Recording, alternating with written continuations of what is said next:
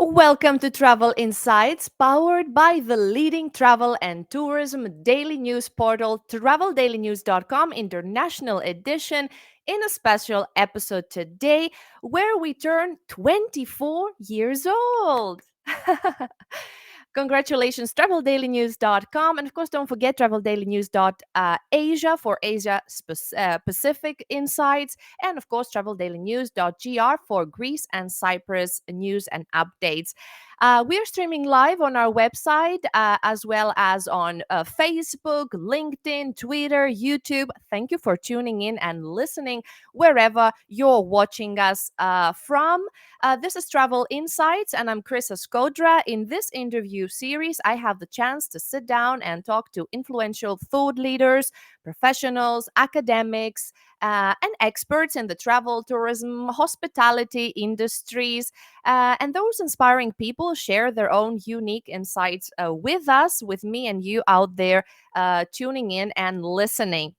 Today, I have the great pleasure to welcome in the studio. Let me just add her here, Mrs. Susanne Andersson, all the way from Sweden. Hello, Susanne. Hello, Chris, and congratulations on your birthday today, all of you. 24 years, that's impressive. Yes, it has graduated from university already and entering the working life, the news portal. So big girl already. So thank you for your wishes. Congratulations to you also. You've been working now for Visit Sweden as the CEO for a little bit more than a year. Is that right? Yes, I've been in the work for a year, and before that, I was also for a year just making sure that the company was working out. So I'm happy to be here for 2 years now, but as an acting CEO of the last year. Great. So you are the CEO of the state-owned marketing company Visit Sweden, our good neighbors here, as I'm based in Finland. And today's topic, you're a great person to analyze today's topic. You know the topic inside out. You have held different positions, leading positions in the Swedish hospitality industry. So today we are looking at the topic Visit Sweden and your strategic priorities leading the way through conscious travel. So I would like you to open this topic for our viewers.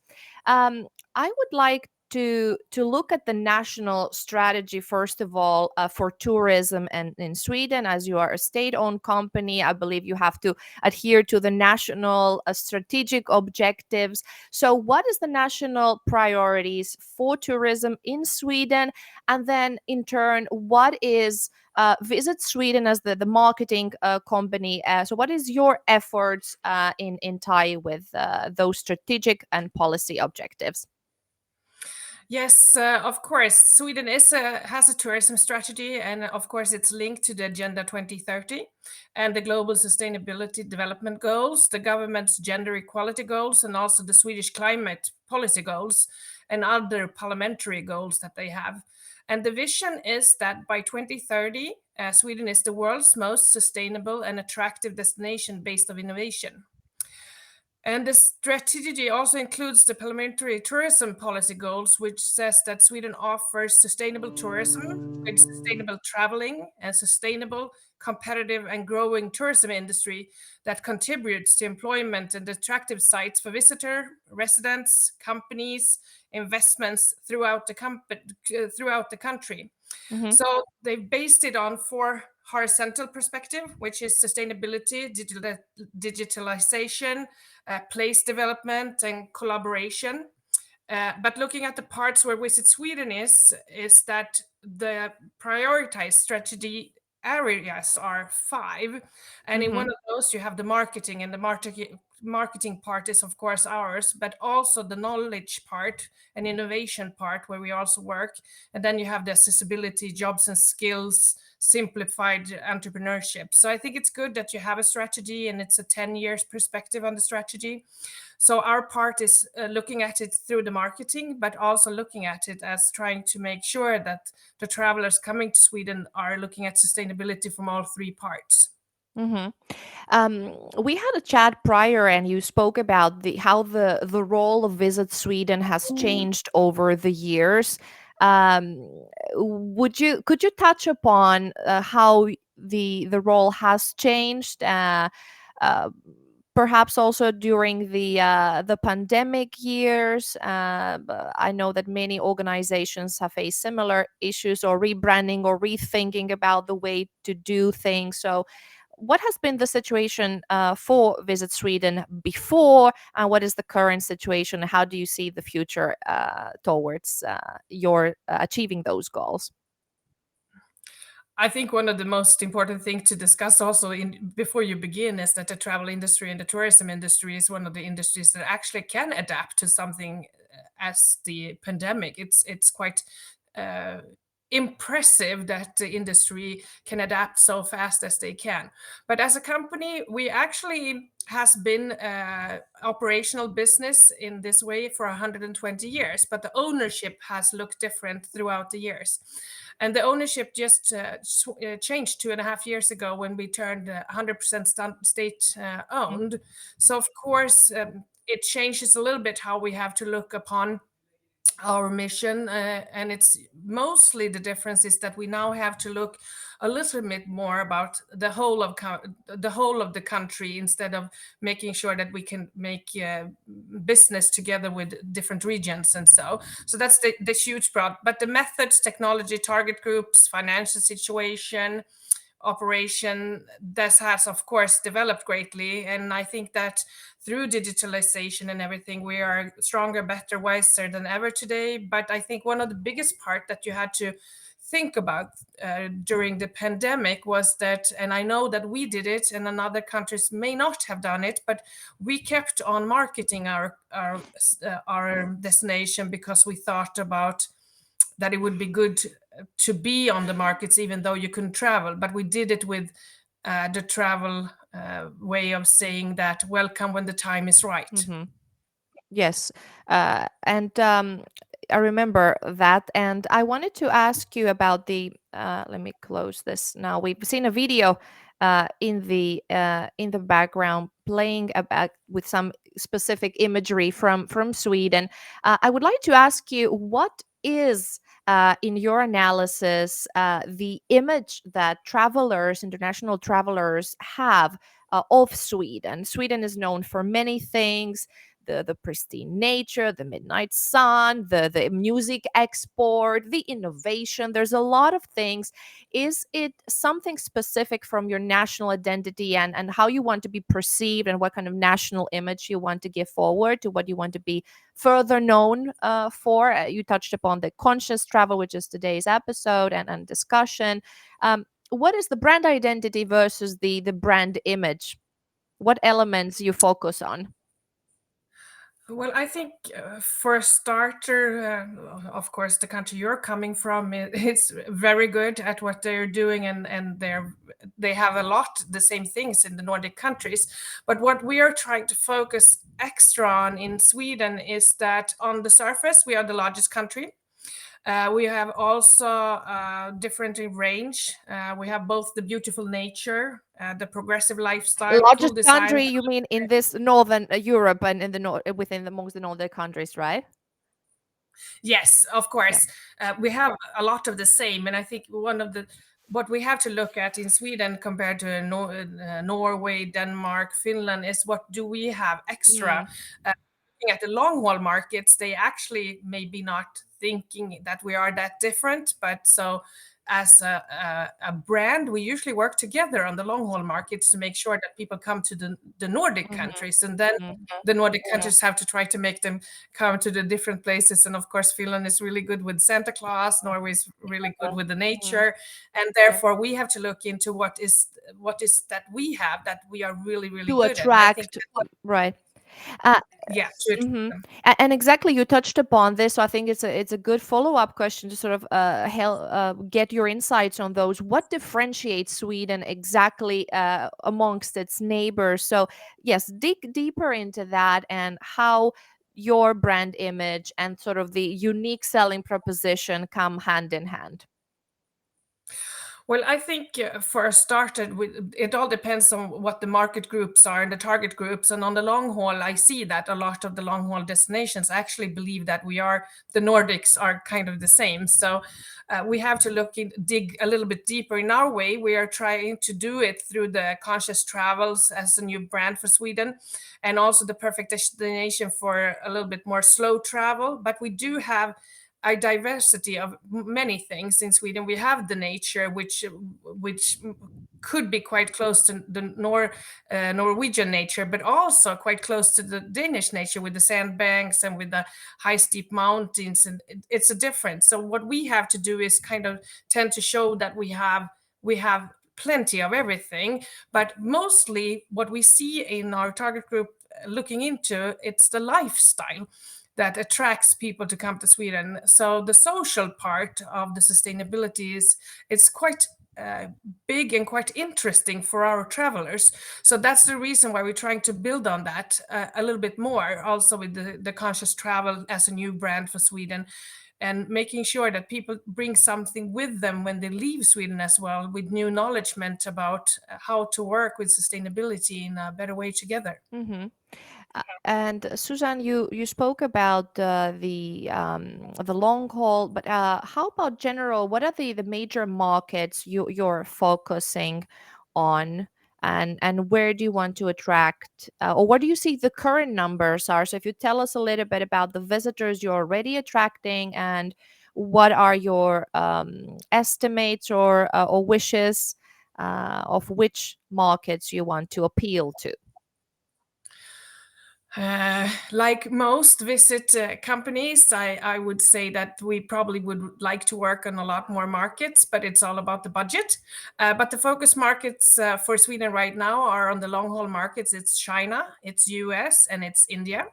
And if we look on the shorter markets closer home, of course, we have the really near markets like Norway, Denmark, Finland.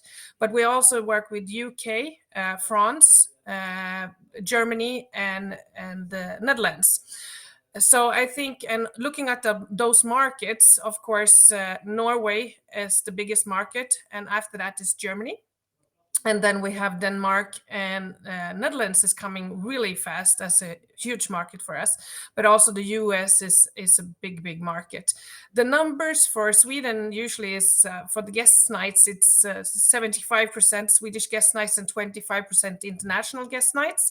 Of course, that was before the pandemic. We are not quite back, but Sweden as a country did go back to the guest nights in total over 2019 now in 2022. So that was really good. Mm-hmm. And do you have now any, I mean, just appear here on the stream. So do you have now any changes in those numbers due to the Ukrainian-Russian conflict and the ongoing war? Have you seen any changes affecting your inbound tourism? Well, if you start by looking at the Russian market as a market or the Ukrainian market as a market, we didn't have that much Russians or Ukrainians Mm. before the conflict, so that has not affected us in so much. Looking at another part of it, because the pandemic hasn't opened up the eastern like China, so that market didn't travel anyway. Mm. But of course, it was a problem, or is a problem, that you can't fly over the Russian Mm. territory. So that is, of course, one aspect. But I think the last aspect is the one that I think that we should think about a lot more together, and it's the aspect of the safety questions. And I mean, of course, both for Finland and Sweden, who are looking at going into NATO, and what will happen with the Russian markets after that. So I think there's many questions about the conflict that is, and of course with the Ukrainian people, it's a huge problem with this conflict. Mhm. How about if we look now at Sweden as a travel destination? Do you focus on specific destinations or regions, or what is your way of looking at the destination? More holistic? Are you focusing on specific cities and decision making and way of doing your marketing efforts? Well, that's it. That is actually one of the hugest differences in the company, since being 100% state governmentally owned, is that we do have to focus on the whole of Sweden as more of the image part of making sure that people come to Sweden. Then in Sweden, you have 21 regions and you have 219 oh, Jesus, it's so hard to say, the municipalities that are working on trying to get them to come to just their destination. So our goal, or main goal, is to look at more of the image part and the holistic part of Sweden as a whole. And of course, never forget that the Nordic countries are quite small out in the big world. Mm.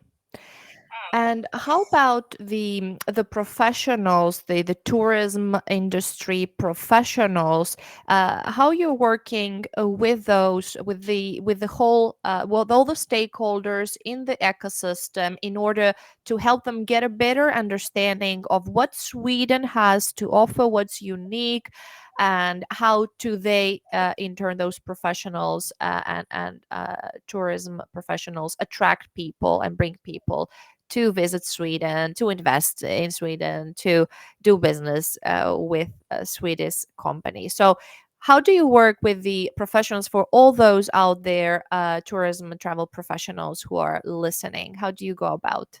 What's your Well, cooperation like? it's a little bit, yeah, it's a little bit different in different questions, but I think mostly, as in, it's the system looks a little bit different in all our countries. Like in Finland, you have Visit Finland and Innovation Finland together. Also in Norway, you have that. In Sweden, we don't. We have Business Sweden by itself and Visit Sweden by itself. So the tourism part is where we are working, and there we're trying to look at the international and professionals working with the with the travel arrangements and so forth that way.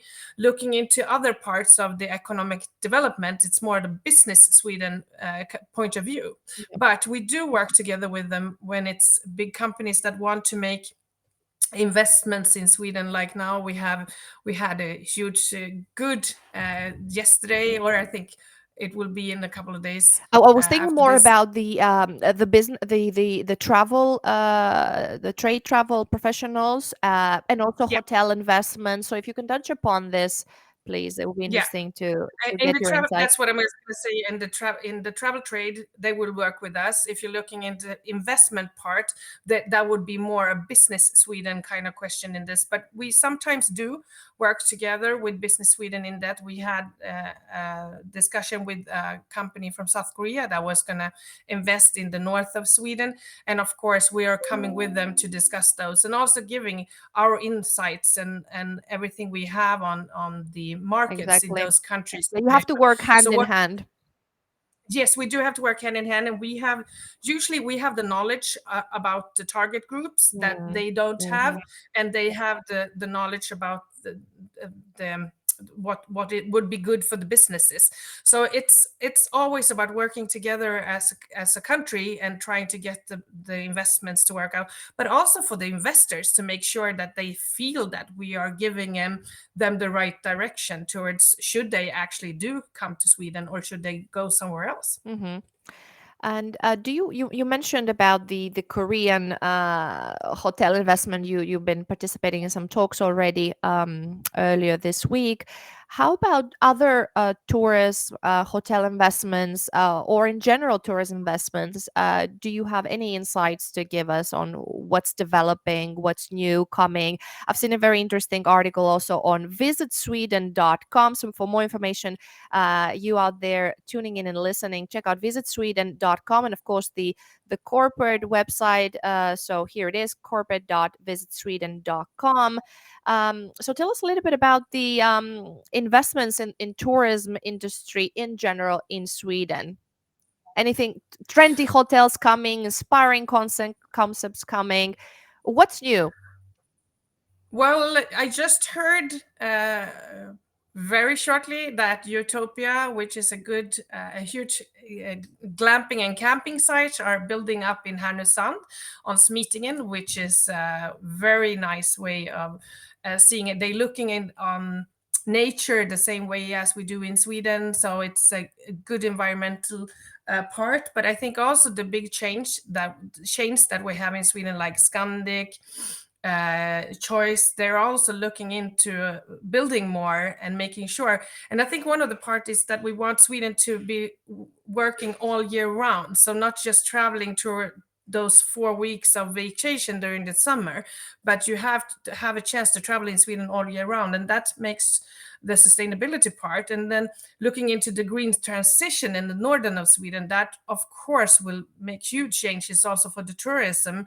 If people would like to move up there to work there, of course they're having some spouse with them, so their husband or their wife has to work somewhere else, and they also have to go out and eat something, and they have to go, their kids want to do something on their free time, and also their family want to visit. So I think there we will probably see a lot more investment towards this green transition in the few coming months or the few coming years. So I think it's going to be very interesting for people looking at this, to look in on the Swedish market and what is happening right now with the green transition, of course, in the whole country, but also in the north as specific. Great. How about Susanne? Any insights you would like to share now for closure? Something that you absolutely want to mention that we haven't touched upon? Are some other trends in your mind, or some other perhaps yeah, what we discussed, and I think perhaps it would be valuable for our listeners, the big events perhaps you having taking place in shortly in Sweden. Perhaps those could attract some people to that think them as a great opportunity and a once in a lifetime opportunity to visit Sweden. What would you like to say for closure about your destination? Well, I think I can close off with something from our destination as a destination, but also don't remember all the consumer trends that has happened towards the pandemic and what has changed a lot about the safe travels, for example, the holistic site, the authenticity seekers. So for the people working with the travel industry out there, make sure to look into the trends to make sure that you are looking at what the consumer wants. But if you should visit Sweden sometime, this year is the year to visit Sweden. It's the year when Sweden is celebrating 500 years as a modern democratic nation. Hmm. It's also the year when the king are celebrating 50 years on the throne. The city of Gothenburg is celebrating 400 years as a city. And it's also Stockholm is being the capital city of gastronomy. So this year there's happening so many things. So if there's sometime you should go travel and visit us, it's The this year. time is now. The time is now. The time Visit is now. Sweden, and of course, visit sweden.com for more information. I would like to thank Susanne Andersson, the CEO of Visit Sweden, a busy professional. Thank you, Susanne, for giving your time to talk to us at Travel Daily News and Travel Insights. Have a nice rest of the day, and I hope to see you in Sweden, which is one of my favorite destinations anyway. Well, that's so nice of you, Krista. And I love your destination where you're seated in Finland. Is one of my favorite destinations. So thank you so much for having me here. Thank you so much. That was Susanne Andersson, all the way from Sweden. That was another episode of Travel Insights coming to its end. Thank you for tuning in and listening. For the latest news in the travel and tourism industry, check out traveldailynews.com. As I mentioned in the beginning, 24-year anniversary of our news portal, leading news portal for the travel professionals and everybody interested in tourism and travel news worldwide. Stay tuned every Wednesday for another episode of Travel Insights, where interesting, inspiring thought leaders share their unique insights about topics that they're close to their hearts and top of their minds. If you have any interesting story to share with me, don't forget to contact me at press@traveldailynews.com. Me or my colleagues, I'll reach out to you, and perhaps we have a live interview to give you a chance to share more of your insights about your topic. So, thank you for tuning in, and I'll see you next Wednesday. Bye.